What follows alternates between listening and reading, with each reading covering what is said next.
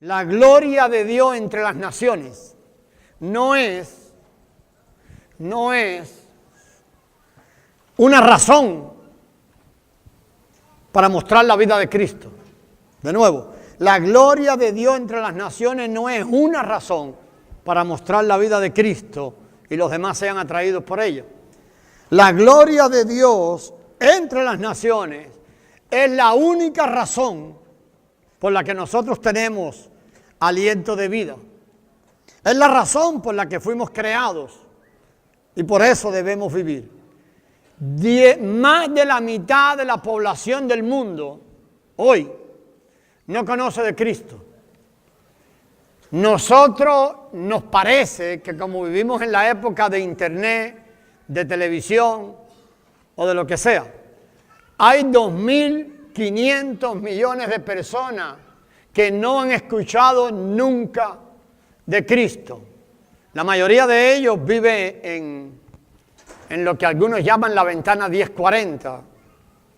16.000 grupos de personas que no han escuchado el Evangelio. Creados por el Señor, para gloria del Señor.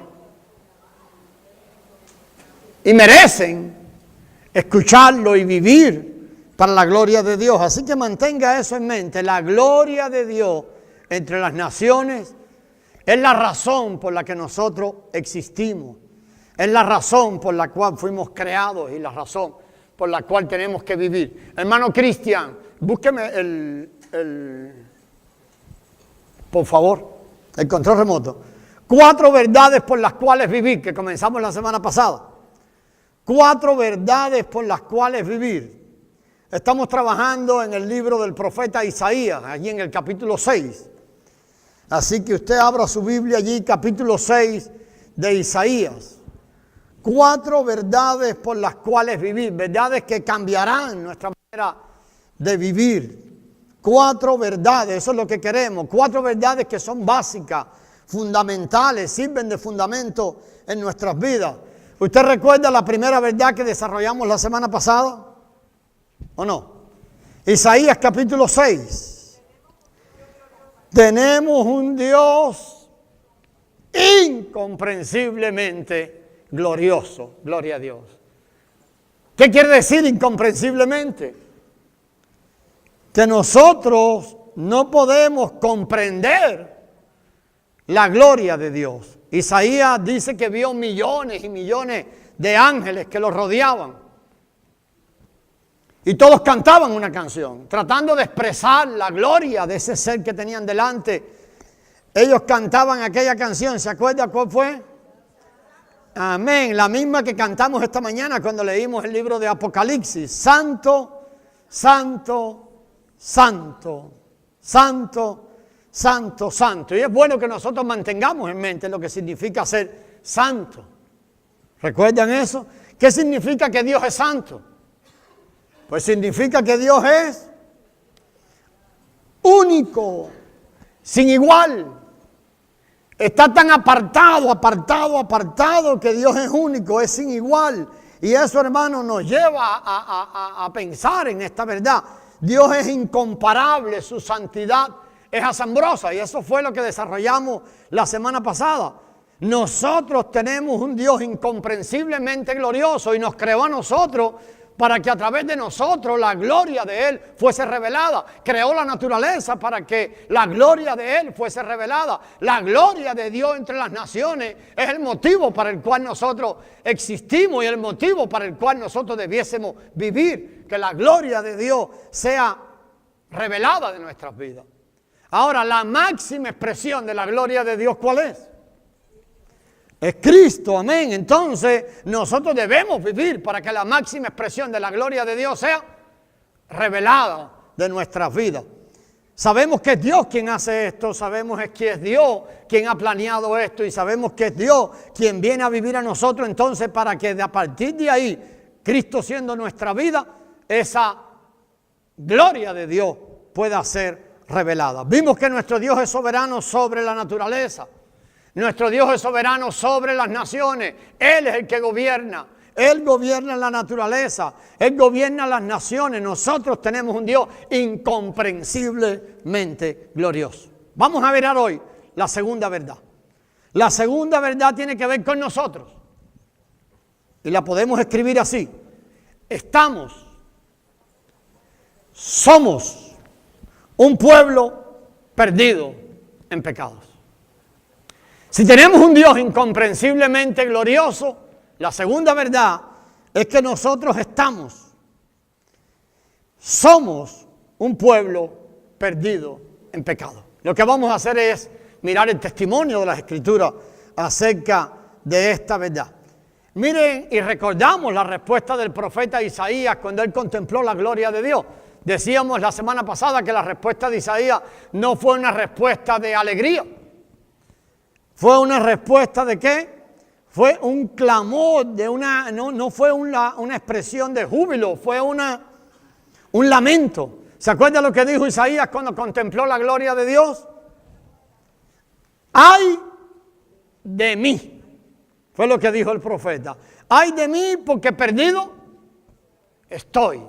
¡Ay de mí porque perdido estoy! Le decíamos que en Nueva Traducción Viviente lo dice así: todo se ha acabado para mí. Estoy condenado porque soy un pecador. Isaías hablaba de algo que nosotros tenemos muchos problemas para poder poner en perspectiva. Nosotros tenemos una naturaleza. Por naturaleza somos pecados, somos pecadores, eso es lo que somos. Pero lo que vamos a centrarnos ahora, hermano, es qué significa estar perdido. ¿Qué significa que su familia esté perdida? ¿Qué significa que nosotros tenemos una naturaleza perdida? Aquel grito de Isaías que dijo allí, porque perdido estoy. Lo que vamos a ver, ¿qué dicen las Escrituras acerca de estar perdido? Vamos a considerar el testimonio de las Escrituras y mirar atrás. Vamos a retroceder un poco desde el inicio de la Escritura. Si nosotros recordamos Génesis 1 y 2 y 3, nos damos cuenta que muy pronto en la Escritura aparece esta realidad. Bastaron 3 capítulos de la Escritura, 3 capítulos para ver que el hombre está perdido. 3 capítulos de la Escritura bastaron para mostrar esta verdad. A partir del capítulo 3 de Génesis, lo que vemos en la Escritura es constante perdición, y perdición, y perdición, y perdición, y perdición. Pero sentándonos allí o pensando en Génesis 3, vamos a ver esto. El hombre, y piensa en Génesis 3, hace 3 cosas importantes. Difama la bondad de Dios. Vea cuánto esto se repite. Los hombres despreciamos la bondad de Dios. Los hombres difamamos la bondad de Dios. Los hombres no entendemos la bondad de Dios. Nosotros tomamos la bondad de Dios y la tergiversamos. Los hombres retan la autoridad de Dios. Lo retaron en el huerto del Edén y seguimos retando la autoridad de Dios. Los hombres, o allí el hombre cuestionó la palabra de Dios. Nosotros hoy en día seguimos cuestionando la palabra de Dios. O sea, que mantenga estos 3 puntos en línea. El hombre difama la bondad de Dios, juega con la bondad de Dios, desprecia la bondad de Dios, reta su autoridad y, en tercer lugar, cuestiona la palabra de Dios. Nos creemos que sabemos más que Dios, que en realidad Él no sabe lo que nos conviene. ¿Recuerdan el huerto del Edén? De todo árbol podéis comer, menos de este.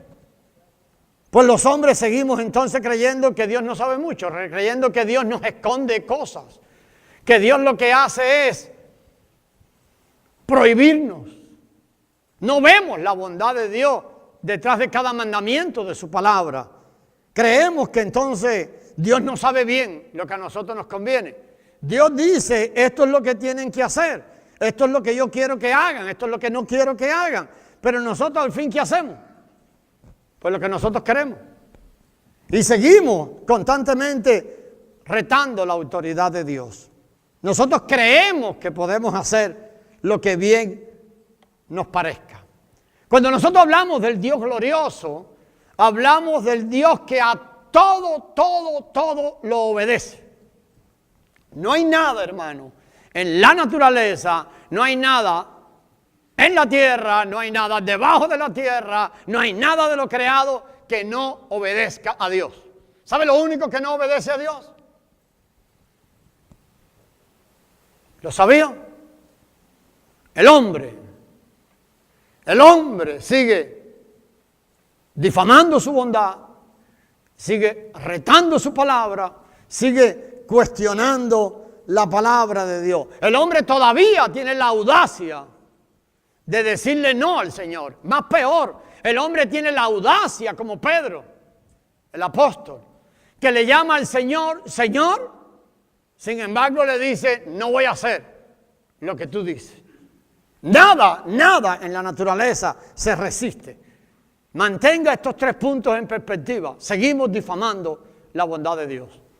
Seguimos retando la autoridad de Dios. Seguimos cuestionando la palabra de Dios. Hermano, y peligroso. Y eso es lo que ha inundado la iglesia. Peligroso es para el hombre cuando somete la autoridad de la palabra de Dios a sus juicios. Lo vamos a ver un poquito más adelante. Peligroso cuando nosotros sometemos la palabra de Dios a su juicio. Los juicios de Dios no son a los juicios nuestros, perdón. Los juicios de Dios, los mandamientos de Dios, la escritura, la palabra de Dios, no es para que sean sometidos a los juicios de nosotros. Pero nosotros empezamos a cuestionarlos. Empezamos a decir, bueno, esto sí, esto no, esto fue en una época, esto no funciona en esta época. Y comenzamos a cuestionar la palabra de Dios. Y la llenamos de opiniones. Romanos 5, versículo 12, tal vez usted lo puede buscar.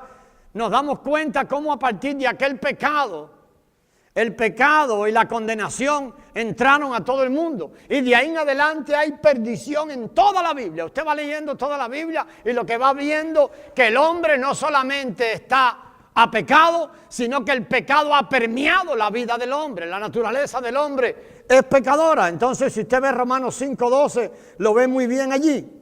Como de aquel pecado, todo aquello vino y siguió permeando al hombre. Y la Biblia entera está llena de perdición. ¿Lo ve allí? ¿O no? ¿Lo encontró? Romanos 5:12. ¿Sí? ¿Vio cómo dice? Como el pecado entró al mundo por un hombre y por el pecado la muerte, así la muerte pasó a todos los hombres. La muerte pasó a todos los hombres por cuanto todos. Amén. Entonces, hermano, lo que quiero es que miremos esto. ¿Qué significa estar perdido?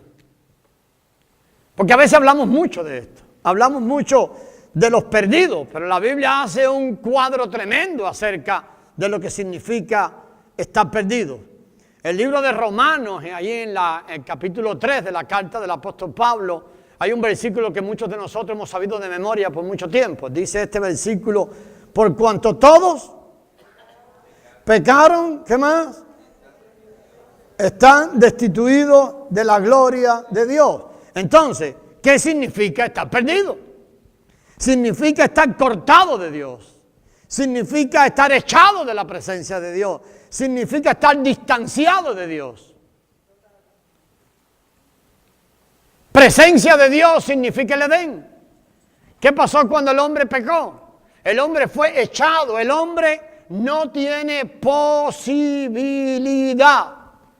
de revelar la gloria de Dios.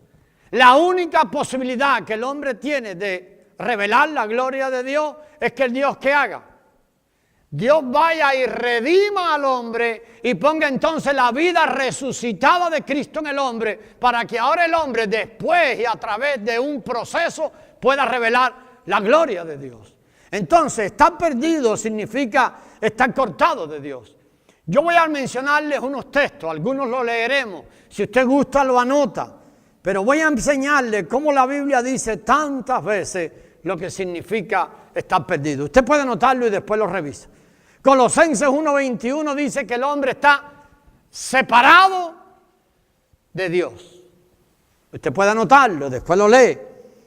Pero también Efesios 2:12 dice que el hombre está condenado por Dios. Entonces hasta aquí, ¿qué es un perdido? Es alguien que está separado de Cristo.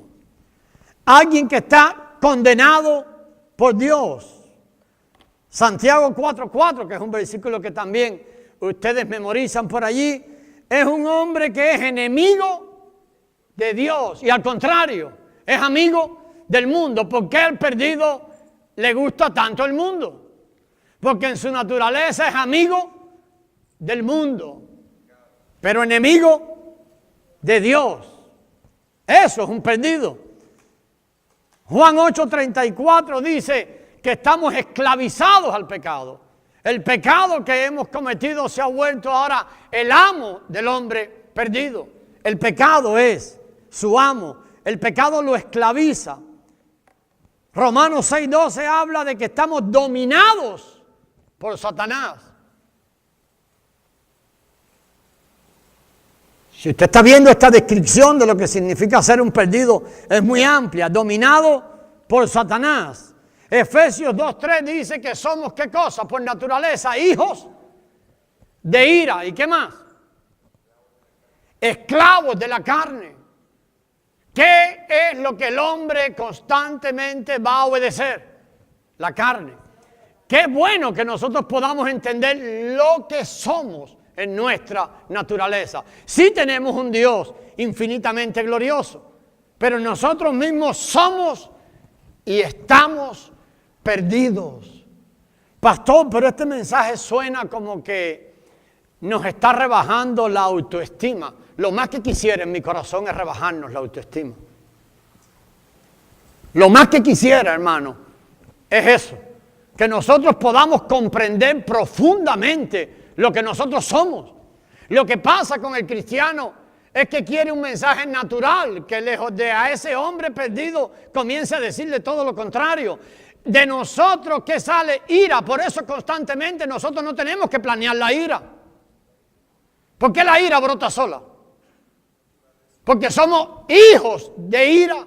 ¿Por qué, amado hermano? La carne, hemos venido años y años y años y constante vemos la carne como si parece que fue ayer que nos convertimos. ¿Por qué? Porque somos esclavos de la carne. Eso nos lleva a pensar en la tercera verdad, pero que la vamos a exponer la semana que viene. Pero miremos un poquito más. Juan 3:20 dice que somos amadores de la luz, de las tinieblas. Odiamos la luz. Juan, hablando de esto, dice, porque la luz vino al mundo y los hombres, ¿qué? Amaron más las tinieblas que la luz. Entonces usted no se sorprenda nunca del comportamiento de usted mismo. No se sorprenda nunca del comportamiento de sus hermanos. Porque el hombre de manera natural y que no vive sometido al Espíritu Santo de manera natural, ¿qué es el hombre? Alguien que ama las tinieblas y odia la luz. Y voy a decirle alguno más. Creo que aquí tengo una más. Segunda de Timoteo 2:26 dice que hemos sido enlazados por el maligno. El hombre está enlazado por el lazo del diablo que lo tiene cautivo. Entonces el hombre necesita un libertador. El hombre no puede libertarse él mismo. Todas esas son enseñanzas de la Escritura de lo que significa estar perdido. Pero yo quiero que miremos otra área más, también de lo que significa estar perdido. Separé esta un poquito, porque es un área para mí muy preocupante en la vida de los cristianos. Es el área de la mente. La Biblia nos anota algunas cosas acerca de cómo nuestra mente refleja la realidad de que estamos perdidos. ¿Usted se acuerda qué fue lo primero que hizo Adán cuando pecó? Esconderse fue una característica típica de Adán. El esconderse de Adán era la gran enseñanza de que un profundo daño había sucedido en su mente. ¿Por qué? ¿Por qué cree usted que esconderse fue señal de un profundo daño en su mente? De pronto Adán no sabe lo que está haciendo. ¿Qué trata de hacer? Esconderse. ¿Qué quiere decir eso? Que Adán perdió el sentido de la realidad. Su mente demostró que estaba caída. ¿Cuál fue la otra cosa que Adán trató de hacer? Cubrirse, toma hojas de higuera. ¿Qué es lo que hace el hombre hoy en día? El hombre sigue demostrando en cada acción que tiene una mente caída. El hombre sigue demostrando sobre la faz de la tierra la cantidad de hojas de higuera y de religiones y de religiones y de inventos que hemos ido tomando y tomando y tomando producto de una mente caída. La pregunta que cada cristiano debe hacerse con seriedad es esta: ¿podemos confiar en la mente? ¿Usted qué cree? ¿Puede confiar usted en su mente? Rotundamente no, hermano. ¿Pueden los perdidos conocer a Cristo a través de su mente? Jamás. Y esto es porque Dios ha cerrado el camino hacia Él, a la mente humana. No por razonamientos el hombre puede encontrar el camino hacia Dios. Dios ha cerrado ese camino. ¿Se acuerdan? Lo estudiamos hace 3-4 semanas cuando estudiamos 1 de Corintios capítulo 2. Dios ha cerrado ese camino. Entonces, si no podemos confiar en nuestra mente, ¿de dónde debe el cristiano tomar el suplir para su vida? Y eso hace la diferencia entre un cristiano carnal y un cristiano espiritual. ¿De dónde toma el suplir un cristiano carnal? De su mente. Todo, ¿se acuerda de Génesis 3? Se encuentra constantemente cuestionando la palabra de Dios. ¿Cómo sabes que un hermano está caminando en la carne? Constantemente está cuestionando la palabra de Dios. Constantemente tiene un pero o una explicación a algo que la palabra de Dios dice. Constantemente. Los cristianos carnales son los que toman el suplir de su vida, de su carne, de su raciocinio, de sus emociones. Nosotros entonces, hermanos, quiero darle 3 versículos bíblicos que demuestran esto. Mire, somos seres perdidos en nuestros pecados. Somos seres con una naturaleza pecaminosa. Somos seres con una mente caída. No se le ocurra nunca. El suplir de un cristiano tiene que ser tomado de la vida resucitada de Cristo que ha sido puesta en él. Es de allí donde nosotros tenemos que tomar el suplir. Nosotros no vivimos hoy por el árbol del bien y el mal. Nosotros vivimos hoy por el árbol de la vida que ha sido plantado en nosotros. Quiero que usted mire con atención estos 2 versículos. Efesios 4:18 y 2 de Corintios 4:4. 2 de Corintios 4:4 define a los cristianos como aquellos que tienen la mente cegada. A los perdidos, perdón. Los define con personas que tienen la mente cegada. También Efesios 4:18 dice que tenemos el entendimiento entenebrecido. ¿Qué quiere decir eso? El entendimiento está lleno de tinieblas. Cada vez que usted va a su mente a buscar ayuda, ¿qué encontrará? Tinieblas. ¿Qué encontrará? Vanidad. ¿Qué encontrará? Ignorancia. Es la razón porque el apóstol Pablo dice que al venir la vida de Cristo a nosotros, escribiendo a los Corintios en el capítulo 2, versículo 16, ahora dice a los regenerados: vosotros tenéis, ¿qué cosa? La mente de Cristo. Amén. Porque la mente natural está sin entendimiento, es una mente ignorante. Mire Romanos capítulo 1, usted lo anota después, y en el grupo podemos revisar algunos. La mente nuestra, dice Romanos capítulo 1 y versículo 21, está envanecida en razonamientos. ¿No ha escuchado, hermanos, actuar así? Envanecida en razonamiento. Es una mente vana y solo da vuelta y vuelta para no someterse a razonamientos y a razonamientos y a razonamientos. El apóstol Pablo, hablando ahí de la caída del hombre en Romanos capítulo 21, dice que los hombres sí conocen a Dios. Sí lo conocen. Dios se ha dado a conocer a todos los hombres desde que el mundo fue creado. ¿Sabía eso? Por eso es que no hay nadie inocente. Por eso es que si usted encuentra a una persona inocente, no se preocupe por ella. Las personas inocentes van a ser salvas, ¿lo sabía? ¿Sí? ¿Sí o no? Sí, van a ser salvos los inocentes. No podemos condenar a un inocente. Jamás. ¿Sabe cuál es el problema? Que no hay inocentes.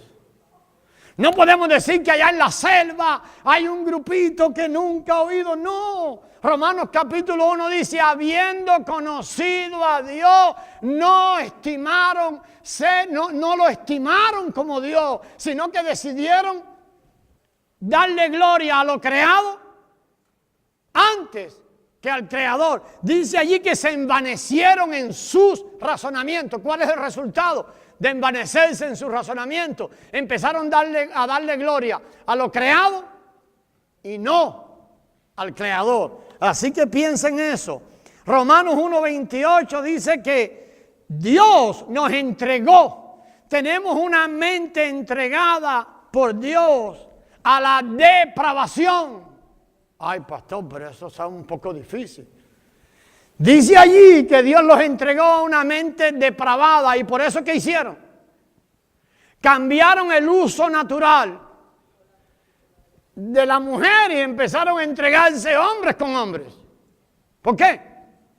Porque Dios los entregó a una mente depravada. A ver, vamos a ver ahora allí. Resultado práctico. ¿Qué tal si usted se apoya en su mente? ¿A dónde lo llevará? Siempre a la depravación. Tenemos una mente depravada y eso afecta todo lo que somos. Porque ¿dónde es que por eso el campo de batalla preferido de Satanás cuál es? De ahí se permea todo al interior de nosotros. De allí todo se va pasando. Estamos permeados con perdición. Yo lo que quiero y de verdad, hermano, es que nosotros a nosotros mismos podamos mirarnos a nosotros mismos y mirar en realidad lo que somos, para que entonces podamos dejar de mirar a nosotros mismos y comencemos a mirar a ese Dios infinitamente glorioso que tenemos. Y para que cuando lo veamos la próxima semana podamos entender la misericordia que Dios ha tenido para con nosotros. Tenemos un Dios infinitamente glorioso. Somos y estamos perdidos en nuestros pecados. Y la tercera verdad, que la vamos a ver la semana que viene, se trata de esto. Tenemos un Dios escandalosamente misericordioso. Lo que hace Dios con nosotros es escandaloso. Usted tal vez no lo haría con sus hijos. Usted tal vez no lo haría con nadie. Lo que hace Dios con ese tipo de personas que somos nosotros realmente es escandaloso. Pero no voy a llegar ahí, vamos a seguir. Romanos 1:24, ahí en Romanos 1, dice que nosotros tenemos emociones desordenadas. ¿No las ha visto usted? Un día se quiere comer la cruz a los hermanos, usted los ama tanto y es tremendo. Y al otro día, media hora después, un día hace promesa, qué sé yo, viene todo espiritual y 2 días después tenemos emociones desordenadas, inmundas. ¿Qué es lo que se le ocurre a nuestra mente natural siempre? Inmundicia. Entregados a pasiones vergonzosas. Romanos 1:26 dice, entregados a pasiones, a inmoralidad sexual. ¿Por qué usan mujeres desnudas para vendernos un refrigerador? ¿Y qué tiene que ver una mujer desnuda con un refrigerador? ¿Por qué? Porque ellos sí comprenden que nosotros tenemos una mente entregada a pasiones vergonzosas y a la inmoralidad. Debe entender eso, hermano. Debe entender eso. Abra su Biblia en Romanos capítulo 3 y repasamos rápido. Yo saqué lo más principal ahí. La porción del versículo 3 al versículo 18. ¿Usted se acuerda quién usa esta porción o de dónde tomó el apóstol Pablo esta porción? El apóstol Pablo hace una descripción tremenda allí en Romanos 3. ¿Usted se acuerda, hermana Giselle? ¿De dónde sacó el apóstol Pablo esto? 3, 10 a 18. Dentro de las cosas que el apóstol Pablo anota allí, anota esto. El hermano Giselle me lo mandó a mí esta semana, pero me lo mandó del profeta, donde Pablo lo tomó. El apóstol Pablo, ¿ya se acuerda qué profeta fue? ¿Lo ven allí o no?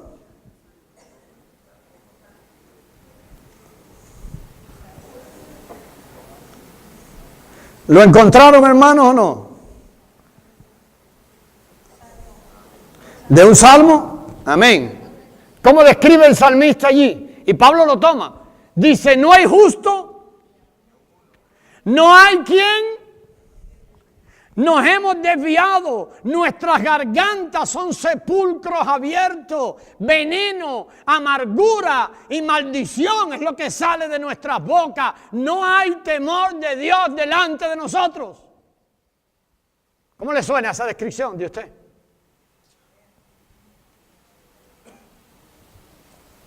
No intente, hermano, apoyarse en usted.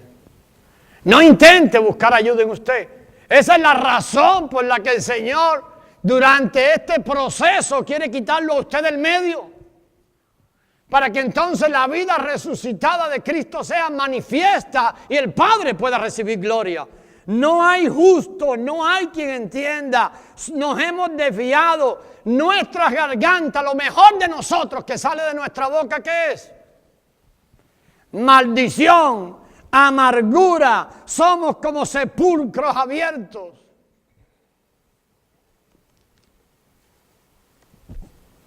Somos y estamos moralmente incapacitados, espiritualmente enfermos y continuamente estamos pereciendo. Eso es lo que somos. Continuamente estamos pereciendo. ¿Lo vemos? ¿Puede ver usted esto, hermano? Pastor, pero usted está exagerando. Nosotros solo hemos cometido algunos pecaditos por ahí. Pastor, es que solamente lo que nos ha pasado a nosotros, los hombres, es que tomamos algunas malas decisiones. Hermano, déjeme decirle, no es cierto eso. No es tan simple como nosotros queremos ponerlo. Lo que hemos dicho hasta ahora es la verdad de lo que nosotros somos. No es que hemos tomado malas decisiones, no es que hemos cometido algunos errores. Nuestros pecados no son los errores. Nuestros problemas no son los errores que hemos cometido. ¿Sabía eso? Yo quiero que la iglesia se llene de esto. Nuestro problema no son los errores que hemos cometido. Nuestros problemas no son las malas decisiones que hemos cometido. Nuestro problema somos nosotros. Somos nosotros porque somos pecadores condenados por Dios. Oh, pastor, es que un día... No, hermano, usted no necesita hacer nada más para ser condenado. El hombre está condenado por Dios. En su gracia Dios viene y nos rescata ¿de qué? De la condenación. Y así podemos entender la gracia de Dios. No, el hombre no se va a condenar. El hombre está condenado por Dios y consecuentemente está destinado ¿a qué? Al infierno. Dios en su gracia viene y rescata de allí, redime de allí. Pero el hombre está condenado. Nuestros pecados, o nuestro pecado, y vamos a hablar aquí en singular, nuestro pecado delante de un Dios infinitamente santo. ¿Usted qué cree que? ¿Cuál es la paga? Yo creo que a veces pensar en la muerte, nosotros nos quedamos un poquito cortos, hermano. Nuestro pecado delante de un Dios infinitamente santo, yo quiero que usted piense así. Quiero dejarle esto. Merece un castigo y merece un juicio infinitamente horrible. Nuestro pecado delante de un Dios infinitamente glorioso, incomprensiblemente glorioso, merece un juicio, merece un castigo, merece una pena infinitamente horrible. Horrible. Por eso quiero que tomemos unos segundos antes de terminar el mensaje y pensar en el infierno. Ustedes conocen a George Barna. Barna, ¿lo han escuchado? George Barna es el que hace los muñequitos de los picapiedras, esos son de él. Pero Barna no es un hacedor de muñequitos. Barna es un hombre de Dios. Es tal vez el encuestador más importante en los Estados Unidos por los últimos 30 años. Sí, amén. Barna, nadie lo cuestiona porque es un hombre muy serio en lo que hace, tiene un prestigio como hombre de Dios. Él dice que en Estados Unidos el problema grande del cristianismo es que ha dejado de creer en el infierno. Todas las encuestas que él hace dice que él se queda asombrado de lo que oye entre los cristianos acerca del infierno. Cuando el Señor Jesucristo se refirió al infierno, usa un pasaje tremendo y quiero que ustedes mantengan en mente este pasaje. Mateo capítulo 5, versículos 29 y 30. El Señor Jesucristo dijo algo allí importante. Quiero que usted lo tiene. Si lo tiene ahí, lo buscamos rápido y lo leemos. Vea lo que Jesús dice allí. Jesús está o quiere dejarnos ver la crueldad, lo horrible del castigo del infierno, que hace dos comparaciones extraordinarias. Dice, por favor,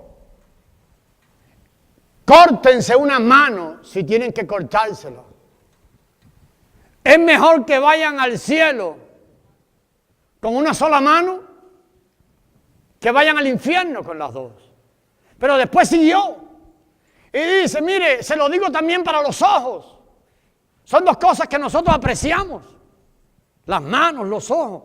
Dice, sáquense un ojo si es necesario. Él estaba advirtiéndonos acerca del infierno. Y lo dice de esa manera. Lo hice de esa manera. Hermanos amados, el infierno es un lugar de agonía eterna. Eso no es temporal. Los que vayan al infierno estarán sometidos a una agonía eterna. Amén. Quiero que mire este pasaje en el libro de Apocalipsis. Apocalipsis 20:15, por favor. Apocalipsis 20:15. Por favor. Apocalipsis 20:15. Y el que no se halló inscrito en el libro de la vida, ¿qué pasó con él? ¿Fue lanzado a dónde? Y en el 21:8, ¿qué dice? A ver si vuelven a ver algo allí. Pero los cobardes e incrédulos, los abominables y homicidas, los fornicarios y hechiceros, los idólatras y todos los mentirosos tendrán su parte, ¿dónde? En el lago que arde con fuego y azufre. ¿Vemos eso, hermano? ¿Ve usted el lago ardiente allí? Hermano, déjeme decirle algo. Esto no son metáforas. Oh, pastor, es que eso que dice ahí es tipo de es tipo, eso es un tipo, eso es simbología. Ok. Vamos a suponer que usted quiera creer que es simbología. Déjeme decirle esto. ¿Está simbolizando un retiro espiritual ahí? ¿O unas vacaciones de verano? No es eso lo que está simbolizando. A mí me dijo un día alguien que hablé con él, me dijo, pastor, pero esos son símbolos. Le dije, ¿pero símbolo de qué? ¿Símbolo de qué? Supongo que es un símbolo, pero ¿de qué? Ese es el infierno. Ese es el lago que arde con fuego y azufre. Es la realidad de un lugar terrible, de agonía tormentosa, inconsciente, de tinieblas externas. Y me gusta esta última parte, por eso lo subrayé. Es un lugar de destrucción divina. Es un lugar que Dios ha preparado para destrucción. ¿Se imagina, hermano? Dios ha preparado, el Dios que creó todo de la manera que lo creó, tiene un lugar separado para destrucción divina. Hay dos cosas que son sumamente terribles en el infierno. Uno es que es para siempre ese tormento. Y la segunda cosa es que allí no está Dios. El caos será total. Y lo peor, que será ¿para cuándo? Para siempre. Yo no sé si la palabra siempre le parte el corazón a usted, pero piense en las personas que usted ama. Piense en las personas a su alrededor que necesitan ver la gloria de Dios. Piense tal vez en la vida que usted está viviendo. Piense en la manera en que usted está viviendo su cristianismo. Y piense en esta palabra siempre. Es un lugar de eterna tribulación. Mire cómo lo dice Apocalipsis 14:11. Este texto es tremendo. Apocalipsis 14:11, hermano, búsquelo allí. A ver, para ver si lo puede ver. Apocalipsis 14:11. El humo de su tormento, ¿qué cosa? ¿Sube qué? Entonces, ¿qué quiere decir eso?